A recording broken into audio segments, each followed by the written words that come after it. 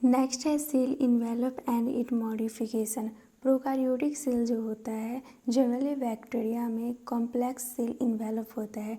Glycocalyx, cell wall and cell membrane रहता है। Inner में सेल मेम्ब्रेन, उसके बाद सेल वॉल एंड फिर उसके बाद ग्लाइकोकैलिक्स। ये सब साथ में मिलके एक प्रोटेक्टिव यूनिट के जैसा काम करता है। बैक्टीरिया को इसके मतलब कि सेल इन्वेलप के बेसिस पे बैक्टीरिया को दो ग्रुप में क्लासिफाई किया गया है, gram positive and gram negative.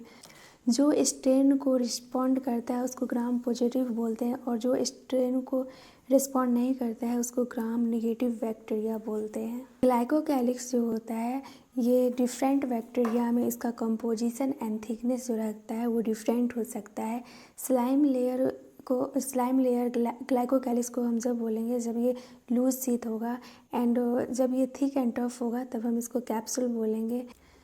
Cell wall provide करता है shape of cell and strong structural support provide करता है जिसके वजह से कि सेल ब्रस्ट या कोलैप्स नहीं करता है। प्लाज्मा मेम्ब्रेन जो होता है ये सिलेक्टिवली परमिएबल इन नेचर होता है, इसलिए इसको बोला गया है कि ये आउटसाइड वॉल से इंटरेक्ट करता है क्योंकि सेल वॉल तो अधिकतर चीज़ को आने ही देता है। प्लाज्मा मेम्ब्रेन ही होता है वो वही डिसाइड करता है कि कौन चीज़ अंदर आएगा एंड कौन चीज़ नहीं आएगा। मेसोसोम जो है ये एक स्पेशल मेम्ब्रेनियस स्ट्रक्चर है जो कि बनता है प्लाज्मा मेम्ब्रेन के एक्सटेंशन से, मतलब कि प्लाज्मा मेम्ब्रेन जो फोल्ड करता है उसी के वजह से बनता है। एंड ये जो एक्सटेंशन रहता है ये वेसिकल्स के फॉर्म में रहता है, ट्यूबल्स के फॉर्म में रहता है एंड लेमिला के फॉर्म में रहता है। मेसोसोम हेल्प करता है सेल वॉल फॉर्मेशन में, डीएनए रेप्लिकेशन में, डॉटर सेल के डिस्ट्रीब्यूशन में, रेस्पायरेशन में, सैक्रेशन प्रोसेस में एंड मेसोसोम सरफेस एरिया भी इंक्रीज करता है जिसके वजह से कि और ज़्यादा एरिया मिलता है इंजाइमेटिक रिएक्शन के लिए। कुछ प्रोकार्योट्स होता है जिसमें कि अदर मेम्ब्रेनियस एक्सटेंशन होता है जिसको कि हम क्रोमेटोफोर बोलते हैं एंड इसमें कंटेंट रहता है पिगमेंट। एग्जाम्पल है इसका साइनोबैक्टीरिया। बैक्टीरियल सेल जो होता है वो मोटाइल भी हो सकता है और नॉन मोटाइल भी। जो मोटाइल रहता है उसके पास फ्लैजिला रहता है एंड फ्लैजिला एराइज होता है सेल मेम्ब्रेन से। बैक्टीरियल फ्लैजिलम जो रहता है वो कंपोजिट रहता है 3 पार्ट से, filament, hook and basal body. Pili and fimbriae जो होता है इसका कोई भी रोल नहीं होता है मोटिलिटी में। पीली जो होता है एक ट्यूबुलर स्ट्रक्चर होता है जो कि बना हुआ रहता है स्पेशल प्रोटीन से। फिम्ब्रे जो होता है ये स्मॉल ब्रिस्टल लाइक फाइबर होता है एंड इसका काम होता है बैक्टीरिया को किसी भी चीज़ से अटैच करना। नेक्स्ट है ribosome and inclusion bodies. Ribosome जो होता है ये 15 nanometre by 20 nanometre in size होता है। प्रोकार्योट्स में ये 70S होता है एंड यूकैरियोट्स में 80S होता है। सेवरल राइबोसोम जो होता है वो अटैच रहता है सिंगल mRNA से जिसको कि हम पॉलीसोम एंड पॉलीराइबोसोम बोलते हैं। सेंट्रल डॉग्मा में हम देखते हैं mRNA से प्रोटीन बनता है तो यही mRNA पे बहुत सारा राइबोसोम अटैच रहता है जो कि हेल्प करता है प्रोटीन सिंथेसिस में। नेक्स्ट है इंक्लूसन बॉडीज। इसमें जो प्रोकार्योटिक सेल रहता है ये फूड को स्टोर कर लेता है इन द फॉर्म इंक्लूसन बॉडीज। ये बाउंडेड वगैरह नहीं होता है किसी मेम्ब्रेन से, ये साइटोप्लाज्म में फ्री स्टेट में रहता है। इसका एग्जांपल है phosphate granules, cyanophycean granules, glycogen granules. Inclusion bodies जो रहता है जिस टाइप का ये फूड स्टोरेज करेगा उस टाइप का ही उसका नाम पड़ जाएगा। गैस वैक्यूल्स प्रेजेंट रहता है blue, green, purple and green photosynthetic bacteria में। नेक्स्ट है यूकार्योटिक सेल। इसमें आता है all protista, plant, animal and fungi. इसमें यूकार्योटिक सेल में कंपार्टमेंटलाइजेशन होता है, वो इसलिए कि इसमें मेम्ब्रेन बाउंड ऑर्गेनेल्स प्रेजेंट रहता है, हर किसी का कंपार्टमेंट रहता है। यूकार्योटिक सेल के पास complex locomotory and cytoskeletal structure present रहता है। साइटोस्केलेटल जो रहता है ये एक प्रोटीनियस स्ट्रक्चर रहता है, इसमें microtubule, microfilament and intermediate filament आता है। इसमें जो सेंट्रियोल रहता है ये एनिमल में प्रेजेंट रहता है बट प्लांट सेल में एब्सेंट रहता है। नेक्स्ट है सेल मेम्ब्रेन। इलेक्ट्रॉन माइक्रोस्कोप का डेवलपमेंट हुआ 1950s में, तब जाके स्टडी साइंटिस्ट लोग कर पाए आरबीसी के ऊपर। आरबीसी को लिया गया था प्लाज्मा मेम्ब्रेन के स्टडी के लिए। सेल मेम्ब्रेन, प्लाज्मा मेम्ब्रेन को ही सेल मेम्ब्रेन बोलते हैं। सेल मेम्ब्रेन कंपोजिट रहता है लिपिड एंड प्रोटीन से। मेजर लिपिड्स जो होता है ये फॉस्फोलिपिड्स होता है, बाई लेयर में अरेंज रहता है। जो मेम्ब्रेन पे लिपिड्स रहता है पोलर हेड रहता है आउटसाइड से, एंड इनर साइड से जो रहता है वो टेल रहता है, क्योंकि टेल जो रहता है वो सैचुरेटेड हाइड्रोकार्बन से बना रहता है, और सैचुरेटेड हाइड्रोकार्बन जो रहता है वो नॉन पोलर रहता है, इसलिए टेल जो रहता है वो एक्वस इन्वायरमेंट से प्रोटेक्ट करता है। फॉस्फोलिपिड मेम्ब्रेन में कोलेस्ट्रॉल भी प्रेजेंट रहता है। बाद में पता चला कि सेल मेम्ब्रेन में प्रोटीन एंड कार्बोहाइड्रेट भी रहता है।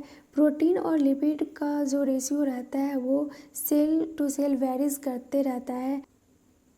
इराइथ्रोसाइट में 52% प्रोटीन एंड 40% लिपिड का रेशियो रहता है। एक्सट्रैक्शन के बेसिस पे प्रोटीन को क्लासीफाई किया गया है इंटीग्रल एंड पेरिफेरल। पेरिफेरल जो रहता है वो ब्यूरिड नहीं रहता है, बट इंटीग्रल जो रहता है वो पार्सली एंड फुल्ली ब्यूरिड रहता है। ये डायग्राम है प्लाज्मा मेम्ब्रेन का, एंड इसको हम फ्लूइड मोजाइक मॉडल भी बोलते हैं। ये फॉस्फोलिपिड वाई लेयर है, ये इंटीग्रल प्रोटीन है जो कि पूरा धंसा हुआ है, एंड ये जो रेड कलर का है ये पेरिफेरल प्रोटीन है, एंड इसके ऊपर शुगर लगा हुआ है। फॉस्फोलिपिड मेम्ब्रेन में कोलेस्ट्रॉल प्रेजेंट है। सिंगर एंड निकोलसन के द्वारा 1972 में फ्लूइड मोजाइक मॉडल दिया गया था, जो कि वाइडली एक्सेप्टेड मॉडल था, एंड इसके अकॉर्डिंग क्वासी फ्लूइड नेचर जो लिपिड का था, इसके वजह से प्रोटीन लेटरल मूवमेंट कर सकता था। जैसे कि ये हमारा है बाई लेयर, तो यहाँ पे प्रोटीन है तो इधर लेटरल मूवमेंट कर सकता है, बट यहाँ से यहाँ नहीं कर सकता है, बट एक ही हॉरिजॉन्टल लाइन में ये कर सकता है लेटरल मूवमेंट। एंड ये जो मेम्ब्रेन में मूव कर रहा है ये मेजर करता है फ्लूइडिटी को। फ्लूइड नेचर मेम्ब्रेन का बहुत ही ज़्यादा इम्पोर्टेंट है बहुत सारा फंक्शन के लिए, जैसे कि cell growth, intercellular junction formation, secretion, endocytosis, cell division. Plasma membrane जो होता है ये सिलेक्टिवली परमिएबल होता है। यही डिसाइड करता है कि कौन सा चीज़ अंदर आएगा एंड कौन सा चीज़ बाहर जाएगा। न्यूट्रल सॉल्यूट्स जो होता है वो सिंपल डिफ्यूज़न के द्वारा क्रॉस कर जाता है हायर कंसंट्रेशन से लोअर कंसंट्रेशन। एग्जांपल में वाटर हम ले सकते हैं। पोलर मॉलिक्यूल जो होता है वो नॉन पोलर लिपिड बाइलेयर से पास नहीं कर पाता है, तो इसके लिए कैरियर प्रोटीन का ज़रूरत पड़ता है। ये भी हायर कंसंट्रेशन से लोअर कंसंट्रेशन की ही ओर ले जाता है, एंड जो लोअर कंसंट्रेशन से हायर कंसंट्रेशन की तरफ जाता है तो इसमें एनर्जी का नीड होता है, इसलिए उसको एक्टिव ट्रांसपोर्ट बोलते हैं। एग्जाम्पल में सोडियम पोटेशियम पंप। नेक्स्ट है cell wall. Non living rigid structure होता है, एंड ये प्रोवाइड करता है किसी भी सेल को सेफ एंड प्रोटेक्ट करता है मैकेनिकल डैमेज एंड इन्फेक्शन से। सेल टू सेल इंट्रैक्शन भी इसी के हेल्प से होता है। मैक्रोमोलिक्यूल्स को अंदर आने से भी रोकता है। अलगी का जो वाल रहता है वो बना रहता है cellulose, गैलेक्टेंस, bananas and minerals, calcium carbonate वगैरह से। वाल प्लांट के सेल वाल में कंसिस्ट रहता है cellulose, hemicellulose, pectins and proteins. Primary wall जो होता है ये ग्रोथ करने में कैपेबल होता है, बट जैसे ही सेल मैच्योर होने लगता है ये धीरे धीरे डिमिनिश होते जाता है।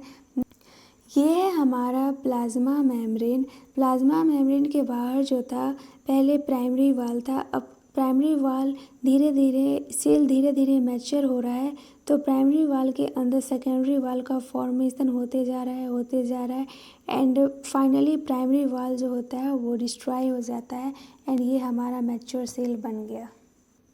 यही जो लाइन है वो यहाँ पे दिया गया है। सेकेंडरी वाल जो है वो टूवर्ड्स मेम्ब्रेन की तरफ है। ये हमारा जो होता है ये प्लाज्मा मेम्ब्रेन है, इसके बाहर प्राइमरी वाल है। अब ये सेल जो है वो मैच्योर हो गया, तो इसके अंदर जो है सेकेंडरी वाल का फॉर्मेशन होने लगेगा और ये जो प्राइमरी वाल है ये डिमिनिश हो जाएगा और ये हमारा हो गया सेकेंडरी वाल, ऐसे पूरा में फॉर्म कर जाएगा। तो वही यहाँ पे लिखा है सेकेंडरी वाल towards membrane. Middle lamella calcium pectate से बना रहता है जो कि ग्लू की तरह काम करता है। दो नेवर सेल को साथ में चिपकाए हुए रहता है। सेल वाल और मिडिल लैमेला जो है यहाँ पे इसके बीच में जो ये ट्रांसवर्स गैप बना है जिसको कि हम प्लाज्मोडेस्माटा बोलते हैं, ये कनेक्ट करता है साइटोप्लाज्म को नेबरिंग सेल से।